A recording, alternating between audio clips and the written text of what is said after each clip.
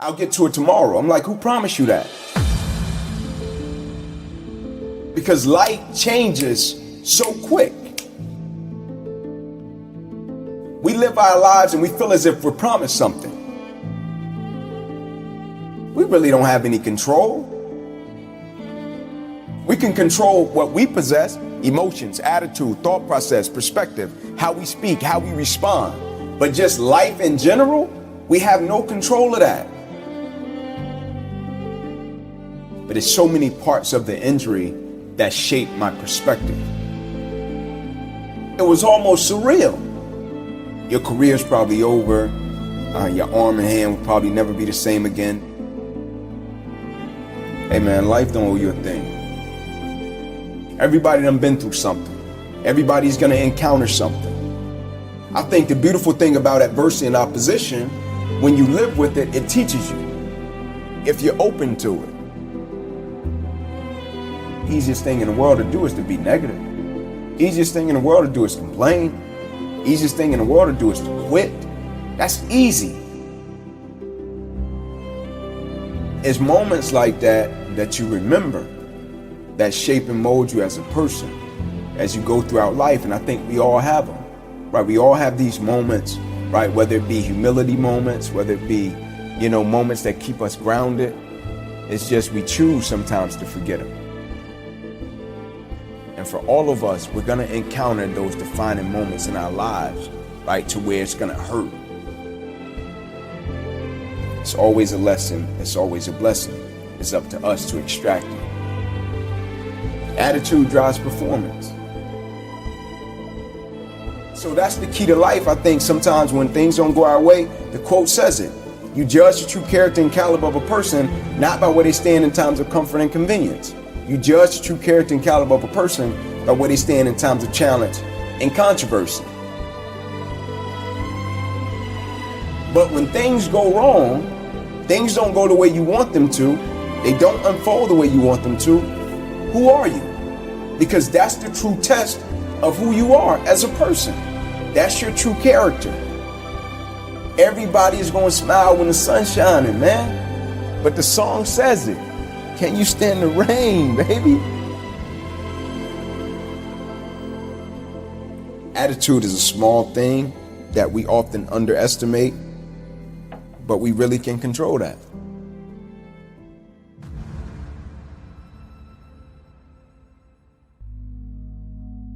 I come into my junior year and I'm about to get exactly what I want. About to get this thing called NFL. 10 games away from this dream. This thing that I've been working for my whole life. My whole life is dedicated to this one game. I got the paperwork that states I'm about to be an NFL draft pick. NFL on top of the paper. Inky Johnson projected top 30 automatic multi-millionaire. Now all you have to do, the hard part's over. Just play the next 10 football games, Ink. You made it. And I go out in a silly game against Air Force, 2 minutes left, and I go to make a tackle that I can make with my eyes closed.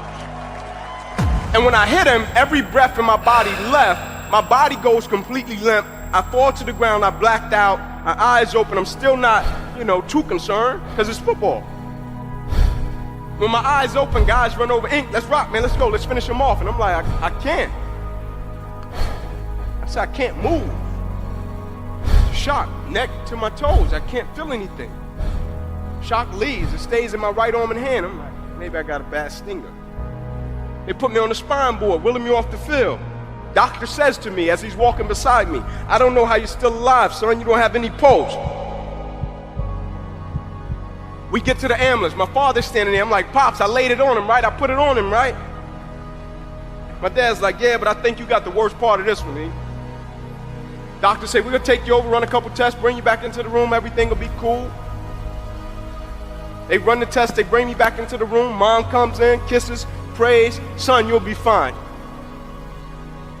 Doctors rush in, head boy says, hey man, gotta rush him back to surgery, he's about to die.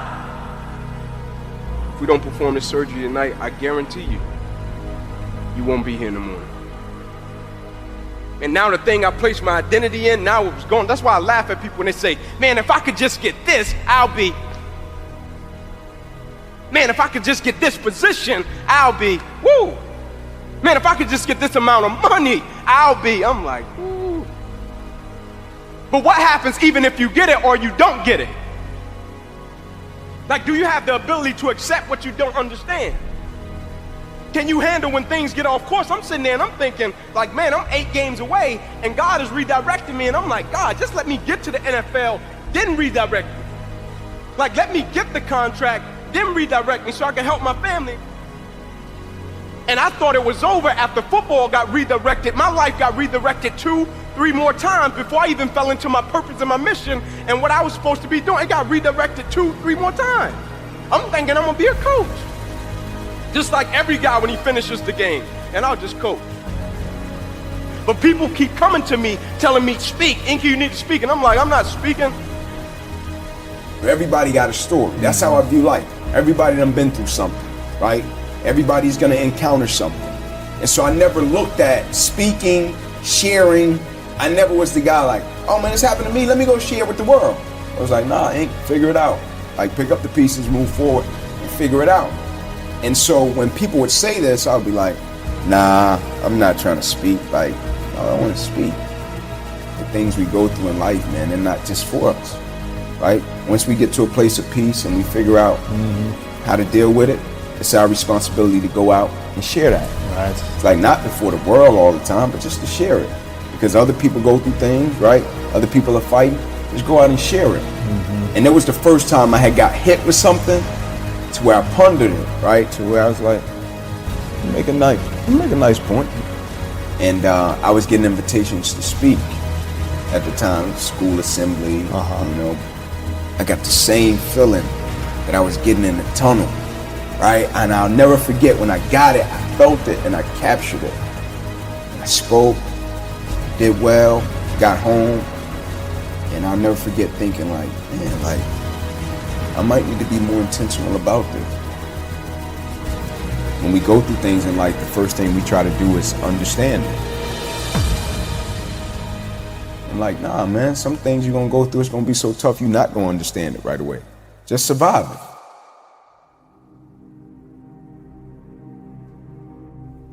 And I always tell a story about when my faith was fortified and my life went to another level was the only thing I had at that moment was a prayer and a book. I got up and I looked at my wife. I said, I'm going to take this book to Oprah. And so I got my book. I got my suit. It's hot. Every door that opened, I ran in it. I'm, hey, man, Inky Johnson, drove from Atlanta. They're like, get out of here. I'm like, man, Oprah people rude, man. I thought you was nice. You give away cars. Like, you're rude. So after getting kicked out like 4 doors, I go to the back of the building. I sit down. I put my back on the building, look up to the sky, and I'm like, God, man, thought it was you. I'm like, man, my wife gonna chew me out, man. I get up, I look down the sidewalk, and at this moment, there was nobody but Oprah and a security guard. Talking about nobody else. She's walking toward me, I'm walking toward her. I get a couple of feet away, I stop. She grabbed my suit. She said, hey, that's a nice suit. I said, thank you. I said, I drove from Atlanta, I wanted to get you my book. She said, oh, cool, great. I said, would you mind taking a picture? We take a picture, and I'm going to walk off. She said, I got to get in and do my show. I said, all right, thank you. And I'm going to walk off, and her security says to me, said, hey, young man, come here. I stopped, I went back to him. He said, I just want to tell you something. He said, what just happened never happens. He said, now, I don't know what's going to come out of it. I don't know, book club, show. I don't know about any of that. He said, but I just want to make sure I tell you what just happened never happens. Like, God, are we really moving to the point where I can get up in Atlanta, Georgia, look at my wife, don't know nobody in Chicago, don't know nobody on Oprah's staff, and look at my wife and say, I'm going to meet Oprah. I got a certain level of faith that I'm going to meet Oprah. Like, at a certain point, like, what is it really about? Like, and I know the initial reaction when we go through things is to say, man, why did this have to happen to me? And it's an honest reaction. Because sometimes good people go through some crazy stuff. At a certain point, you're going to hit something that's going to test that level of faith. And my definition of commitment was always staying true to what I said I would do long after the mood that I've set it in has left. Like, am I gonna stay true to my beliefs and my core and my essence of who I am as an individual? Even if I get a paralyzed right arm and hand, am I gonna stay true to it? Even if my little career that I thought I was gonna have disappears, am I gonna stay true to it? Even if one day I'm in a football game, the thing I love to do, the thing I have been practicing my whole life, and in one moment it gets wiped out, am I gonna stay true to it?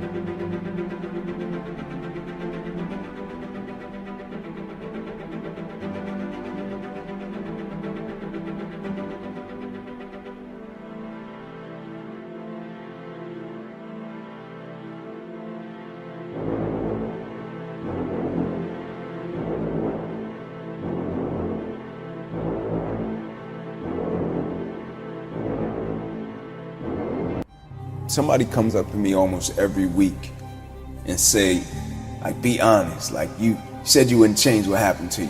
Why? I got a paralyzed right arm and hand, but who I am as a man, that never got paralyzed. Can I condition my mindset and my perspective that when uncertainty happens, opposition happens, adversity happens, I can put my mind, my perspective in a space and place to extract some good? Stop trying to understand it and focus on surviving it.